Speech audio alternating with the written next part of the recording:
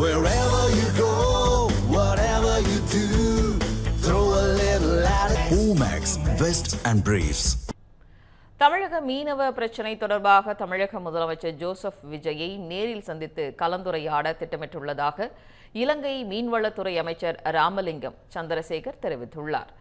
இலங்கையில் செய்தியாளர்களிடம் அவர் பேசியதை தற்பொழுது பார்க்கலாம். எதிர்வரும் நாட்களில் நானும் கூட விஜய் அவர்களை நேரடியாக சந்தித்து பேசுவதற்கு இந்திய தமிழ்நாட்டுக்கு செல்வதற்கு நாங்கள் தீர்மானித்திருக்கின்றோம். அதன் பொழுது நாங்கள் குறிப்பிடுவது வேறு எதுவுமல்ல, இன்றைக்கு எங்களால் கைது செய்யப்பட்டிருக்கின்ற இந்திய மீனவர்களுடைய கைது என்பது வெறுமையான கைது அல்ல.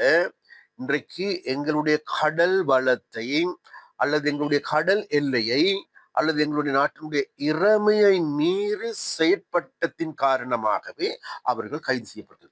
மீனவர்கள் அவர்கள் வாழ்வாதாரமாக கொண்டிருப்பது மீன்பிடித்துறையை, அந்த மீன்பிடித்துறைக்கு வேட்டு வைக்கின்ற வேலையை செய்கின்றவர்கள் வேறு யாருமல்ல, இந்திய தமிழ்நாட்டில் இருந்து வருகின்ற பொட்டம் ட்ரோலிங் மூலமாக அல்லது இழுவமேடு படகுகள் மூலமாகவே இந்த இந்த விதமான நடவடிக்கைகள் முன்னெடுக்கப்படுகின்றது. அதன் மூலமாக எங்களுடைய கடல் வளம் அளிக்கப்படுகின்றது, கடலில் இருக்கின்ற எதிர்காலம் கேள்விக்குறியாக்கப்படுகின்றது.